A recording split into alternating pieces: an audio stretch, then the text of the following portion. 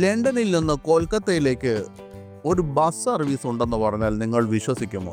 ഒരുപക്ഷെ ഏഷ്യയും യൂറോപ്പും കരകൊണ്ട് ബന്ധിക്കപ്പെട്ടിരിക്കുന്ന രണ്ട് ഭൂഖണ്ഡങ്ങളായതുകൊണ്ട് ഒരുപക്ഷെ ഇന്ത്യയിൽ നിന്ന് യൂറോപ്പിൽ എവിടെ വേണമെങ്കിലും കരമാർഗം സഞ്ചരിക്കാൻ സാധിക്കും.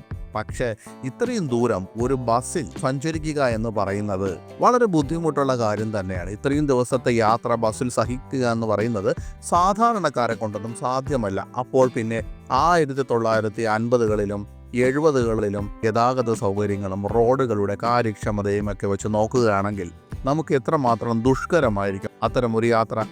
ദുഷ്കരമെന്ന് മാത്രമല്ല, അപകടകരവുമായിരിക്കും അത്തരമൊരു യാത്ര. കാരണം അന്ന് ലോകത്തിൻ്റെ പല രാജ്യങ്ങളിലുമുള്ള സാമൂഹ്യ വ്യവസ്ഥകൾ, ക്രമങ്ങൾ, കൊള്ളക്കാർ, മോശപ്പെട്ട റോഡുകൾ, ഇങ്ങനെയൊക്കെയുള്ള അനവധി കാരണങ്ങൾ കൊണ്ട് നമുക്ക് അത്തരമൊരു യാത്രയെക്കുറിച്ച് ചിന്തിക്കാൻ പോലും സാധിക്കില്ല. ഇന്നൊരു പക്ഷേ എല്ലാം സുഗമമായി സാധിക്കുമായിരിക്കാം. എന്നാൽ അന്നത്തെ കാലഘട്ടത്തിൽ അതും ലണ്ടൻ എവിടെ കിടക്കുന്നു, കൊൽക്കത്ത എവിടെ കിടക്കുന്നു എന്ന് നമുക്കറിയാം. എന്നാൽ അത്തരമൊരു ബസ് സർവീസുകൾ ഉണ്ടായിരുന്നു. പിന്നീട് പല ബസ് സർവീസുകളും ഉണ്ടായിരുന്നു.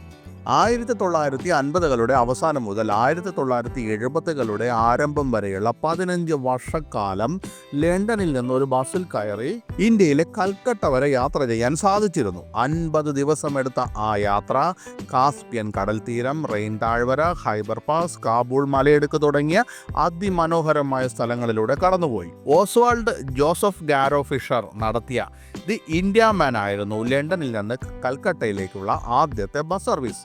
അദ്ദേഹമായിരുന്നു, അതായത് ഗാരോ ഫിഷർ ആയിരുന്നു ആ ബസ്സിന്റെ ഡ്രൈവർ. 1957 ഏപ്രിൽ 15 20 യാത്രക്കാരുമായി ലണ്ടനിൽ നിന്ന് പുറപ്പെടുമ്പോൾ തന്നെ 1,00,000 മൈൽ ഓഡോമീറ്ററിൽ സഞ്ചരിച്ചിരുന്ന ഒരു പുതുക്കിയ AUC റീഗൽ 3 മോഡലായിരുന്നു ഈ ബസ്. ജൂൺ 5 അത് കൽക്കട്ടയിലെത്തി. കൽക്കട്ടയിൽ ഒരു ചെറിയ താമസത്തിന് ശേഷം അതേ ബസ് ലണ്ടനിലേക്കുള്ള മടക്കയാത്ര ആരംഭിച്ചു. 1957 ഓഗസ്റ്റ് 2 20,300 മൈൽ റൗണ്ട് ട്രിപ്പ്, ഏകദേശം 32,000 കിലോമീറ്റർ വിജയകരമായി പൂർത്തിയാക്കി. മുന്നോട്ടുള്ള യാത്രയ്ക്ക് ഗാരോ ഫിഷർ 85 പൗണ്ടും മടക്കയാത്രയ്ക്ക് 65 പൗണ്ടും ഈടാക്കി. റിപ്പോർട്ട് ചെയ്യപ്പെട്ടതുപോലെ തയ്യാറായ 20 യാത്രക്കാരിൽ 7 പേർ മാത്രമേ ലണ്ടനിലേക്കുള്ള യാത്ര മുഴുവനും സഹിക്കാൻ ധൈര്യപ്പെട്ടുള്ളൂ. അതിൽ തന്നെ 2 സ്ത്രീകളും 5 പുരുഷന്മാരുമായിരുന്നു. ഫ്രാൻസ്, ഇറ്റലി, പശ്ചിമ ജർമ്മനി, ഓസ്ട്രിയ, യൂഗോസ്ലാവിയ, ബൾഗേറിയ, തുർക്കി, ഇറാൻ, അഫ്ഗാനിസ്ഥാൻ, പാകിസ്ഥാൻ എന്നിവിടങ്ങളിലൂടെ സഞ്ചരിച്ച് വടക്ക് പടിഞ്ഞാറൻ ഇന്ത്യയിൽ പ്രവേശിച്ച ശേഷം ന്യൂഡൽഹി, ആഗ്ര, അലഹബാദ്, ബനാറസ് എന്നിവിടങ്ങളിലൂടെ സഞ്ചരിച്ച് ഒടുവിൽ ബസ് കൽക്കട്ടയിലെത്തി. Paris, Venice, Istanbul, Tehran, Lahore എന്നിവിടങ്ങളിൽ ദീർഘദൂര യാത്ര നടത്തി. യാത്രക്കിടെ യാത്രക്കാർ ഹോട്ടലുകളിൽ രാത്രി താമസിച്ചു. ചില സന്ദർഭങ്ങളിൽ മറ്റ് താമസ സൗകര്യങ്ങൾ ലഭ്യമല്ലാത്തപ്പോൾ പുറത്ത് തമ്പടിക്കേണ്ടി വന്നു. ബസ്സിന്റെ ഡ്രൈവറും നടത്തിപ്പുകാരനുമായ ഗാരോ ഫിഷർ അന്നത്തെ യാത്രയെ ഓർമ്മിപ്പിച്ചുകൊണ്ട് ഇങ്ങനെ പറഞ്ഞതായി ന്യൂയോർക്ക് ടൈംസ് റിപ്പോർട്ട് ചെയ്തിട്ടുണ്ട്. അദ്ദേഹത്തിൻ്റെ വാക്കുകൾ, അദ്ദേഹത്തിൻ്റെ ഓർമ്മകൾ ഇങ്ങനെയാണ്: തുർക്കി സോവിയറ്റ് യൂണിയൻ അതിർത്തിയിലെ മൗണ്ട് അറാറത്തിന് സമീപമുള്ള ഉയർന്ന പാറക്കെട്ടുകൾക്ക് മുകളിലൂടെ കടന്നു പോകുന്ന റോഡിലെ അപകടകരമായ ഹെയർപിൻ വളവുകളെ ഗാരോ ഫിഷർ ഓർക്കുകയാണ്.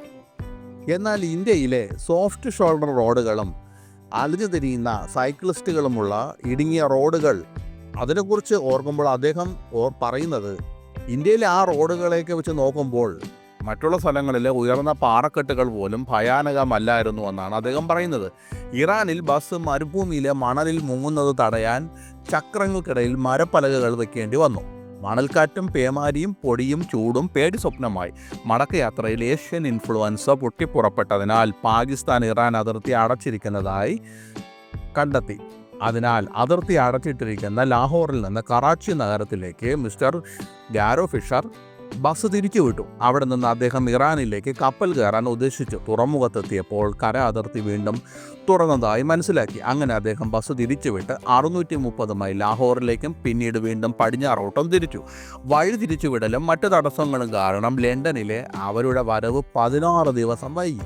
ഇറാനിലെ കൊള്ളക്കാർ യാത്രക്കാരെ കൊലപ്പെടുത്തിയെന്ന കിംവദന്തി ഇതിനിടയിൽ പരന്നു. എന്നാൽ യാത്രക്കാർ സുരക്ഷിതരാണെന്നും ആരോഗ്യവാന്മാരാണെന്നും കണ്ടെത്തിയതിൽ ആശ്വാസം തോന്നിയ ടെഹ്റാനിലെ ബ്രിട്ടീഷ് എംബസി ആ യാത്രാ സംഘത്തിനായി ഒരു കോക്ടെയിൽ പാർട്ടിയും സംഘടിപ്പിച്ചു.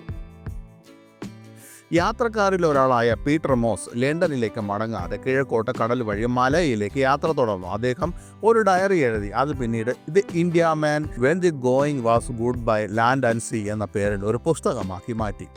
ഇത് ജീവിതത്തിൽ ഒരിക്കൽ മാത്രം സംഭവിക്കാവുന്ന തൻ്റെ അവിസ്മരണീയമായ ബസ് യാത്രയുടെ വർണ്ണാഭമായ വിവരണമാണെന്ന് അദ്ദേഹം അതിൽ പറയുന്നു. സർവീസിൽ നിന്ന് വിരമിക്കുന്നതിന് മുമ്പ് ഇന്ത്യ മാൻ ആകെ 4 റൗണ്ട് ട്രിപ്പുകൾ നടത്തി. ഗാരോ ഫിഷറിൻ്റെ വിജയകരമായ സംരംഭം നിരവധി കോപ്പി കാറ്റുകളെ സൃഷ്ടിച്ചു. ഒരു ഘട്ടത്തിൽ 32 ഓപ്പറേറ്റർമാർ ലണ്ടനിൽ നിന്ന് ഇന്ത്യയിലേക്ക് ഡബിൾ ടക്കർ ബസ്സുകൾ മുതൽ മറ്റ് അനവധി വാഹനങ്ങൾ ഓടിച്ചിരുന്നു. ചില യാത്രകൾ കാഠ്മണ്ഡുവിലും, ചിലത് ഡൽഹിയിലും, മറ്റു ചിലത് മുംബൈയിലും അവസാനിച്ചു. ഒന്ന് സിഡ്നി വരെ പോയി. ഇന്ത്യയിൽ നിന്ന് സിഡ്നിയിലേക്കുള്ള യാത്രയുടെ അവസാന ഘട്ടം കപ്പലിലായിരുന്നു. ബ്രിട്ടീഷ് ട്രാവൽ ഏജന്റും ഓസ്ട്രേലിയൻ നിവാസിയുമായ ആൻഡി സ്റ്റുവർട്ട് ആരംഭിച്ചതും 1968നും 1975നും ഇടയിൽ പ്രവർത്തിച്ചിരുന്നതുമായ ആൽബർട്ട് ട്രാവലാണ് ഈ രണ്ടാമത്തെ യാത്ര സംഘടിപ്പിച്ചത്. New South Wales government transport ഡിപ്പാർട്ട്മെൻറ്റിൽ നിന്ന് സ്റ്റുവർട്ട് ഒരു ജീർണിച്ച Albion motor CS venture double decker bus വാങ്ങി. $1000 ഓസ്ട്രേലിയൻ ആ വില അവർ ചോദിച്ചെങ്കിലും അത് $400 കുറച്ചാണ് വാങ്ങിച്ചത്. ബസ്സിന് മണിക്കൂറിൽ 32 മൈൽ കഷ്ടിച്ച് സഞ്ചരിക്കാൻ കഴിയുമായിരുന്നു. ആ ബസ്സിൻ്റെ പിന്നിൽ ഒരു വലിയ ചതവ് ഡാമേജ് ഒക്കെ ഉണ്ടായിരുന്നു. പിന്നീട് അതിനെ മോടി പിടിപ്പിച്ചു. സ്റ്റുവർട്ട് ഇൻറ്റീരിയർ പൂർണ്ണമായും നവീകരിച്ചു. 14 യാത്രക്കാർക്ക് അനുയോജ്യമായ ബങ്ക് ബെഡുകൾ, അധിക ഇന്ധന ടാങ്കുകൾ, കുടിവെള്ള വിതരണം എന്നിവയെല്ലാം അദ്ദേഹം അതിൽ ഘടിപ്പിച്ചു. താഴത്തെ ഡെക്കിൽ ഒരു റേഡിയോ, കാസറ്റ് പ്ലെയർ, ഒരു reading and dining saloon, gas കുക്കറും സിങ്കുമുള്ള ഒരു അടുക്കള എന്നിവയെല്ലാം ഉണ്ടായിരുന്നു. അദ്ദേഹം ബസ്സിന് ആൽബർട്ട് എന്ന് പേരിട്ടു. ആൽബർട്ടിൻ്റെ ആദ്യ യാത്രയിൽ ബസ് 13 യാത്രക്കാരെ സിഡ്നിയിൽ നിന്ന് ലണ്ടനിലേക്ക് കൊണ്ടുപോയി. 16,000 മൈൽ ദൂരം. യാത്ര വളരെ വിജയകരമായിരുന്നു. 1976 വരെ ആൽബർട്ട് സിഡ്നിയിൽ നിന്ന് ലണ്ടനിലേക്ക് 14 റൗണ്ട് ട്രിപ്പുകൾ കൂടി നടത്തി. അസ്ഥിരമായ രാഷ്ട്രീയ കാലാവസ്ഥ കാരണം 1976 ഇറാനിലൂടെയുള്ള ഗതാഗതം തടസ്സപ്പെട്ടു. 1979 സോവിയറ്റ് അഫ്ഗാൻ യുദ്ധത്തെയും ഇറാനിയൻ വിപ്ലവത്തെയും തുടർന്ന് ഏഷ്യയിലുടനീളമുള്ള കരമാർഗ റൂട്ടുകൾ അസാധ്യമായി. ലണ്ടനിൽ നിന്ന് ഇന്ത്യയിലേക്കുള്ള എല്ലാ ബസ് സർവീസുകളും നിർത്തലാക്കി. ഇപ്പോൾ 40ലധികം വർഷങ്ങൾക്ക് ശേഷം ഇന്ത്യ ആസ്ഥാനമായുള്ള ഒരു ട്രാവൽ ഓപ്പറേറ്ററായ അഡ്വഞ്ചേഴ്സ് ഓവർലാൻഡ് ന്യൂഡൽഹിയിൽ നിന്ന് ലണ്ടനിലേക്കും തിരിച്ചും ഒരു ബസ് സർവീസ് പ്രഖ്യാപിച്ചു. 70 ദിവസത്തിനുള്ളിൽ 20,000 കിലോമീറ്റർ സഞ്ചരിച്ച് 18 രാജ്യങ്ങളിലൂടെ സഞ്ചരിക്കുന്നു. എന്നാൽ 2021 ഈ സർവീസ് ആരംഭിക്കേണ്ടതായിരുന്നെങ്കിലും കോവിഡ് പാൻഡമിക് കാരണം വൈകി. എന്നാൽ 2022 ആ ബസ് പുറപ്പെടുമെന്ന് പ്രതീക്ഷിച്ചിരുന്നുവെങ്കിലും പിന്നീട് അത് സാധ്യമായോ എന്നുള്ള റിപ്പോർട്ടുകളൊന്നും കണ്ടിട്ടില്ല. ഈ ബസ്സിൻ്റെ യാത്രയുമായി ബന്ധപ്പെട്ടിട്ടുള്ള ചില അവിസ്മരണീയമായ സംഭവങ്ങളും ഫോട്ടോകളുമൊക്കെ ഉണ്ട്. അതിൽ പ്രധാനപ്പെട്ട ഫോട്ടോകൾ 1957 ലണ്ടനിൽ നിന്ന് കൊൽക്കത്തയിലേക്കുള്ള യാത്രയിൽ ഇന്ത്യ മാൻ എന്ന ബസ് തുർക്കിയിലൂടെ കടന്നു പോകുന്ന ഫോട്ടോയാണിത്. ഇത് പേർഷ്യയിലെ തബ്രിസിനടുത്ത് വെള്ളപ്പൊക്കത്തിൽ കുടുങ്ങിയ ബസ്സിൻ്റെ ചിത്രമാണ്. യാത്രക്കിടെ യൂഗോസ്ലാവിയയിലെ നദിക്കരയിൽ ഒരു പിക്നിക്കിനായി യാത്രക്കാർ ബസ് നിർത്തിയ ചിത്രമാണത്. പേർഷ്യയിൽ ബസ്സിന്റെ ചക്രങ്ങൾ ചെളിയിൽ കുടുങ്ങിയപ്പോൾ ഒരു റോഡ് തൊഴിലാളി തന്റെ പിക്കാക്സ് കൊണ്ട് സഹായിക്കുന്നു. ഇത് യൂഗോസ്ലാവിയയിലെ യാത്രക്കിടെ യാത്രക്കാർ വിശ്രമിക്കുന്ന ചിത്രമാണ്. യൂഗോസ്ലാവിയയിൽ വെള്ളത്തിനായി ബസ് നിർത്തുന്ന ചിത്രം. ഇത് ബൾഗേറിയയിലെ സോഫിയയിൽ ദി ഇന്ത്യ മാൻ ഒരു ജനക്കൂട്ടത്തെ ആകർഷിക്കുന്ന ചിത്രമാണ്. ഇന്ത്യയിലെ അമൃത്സറിൽ ഒരു ആനയുടെ സമീപത്തൂടെ ബസ് കടന്നു പോകുന്നു.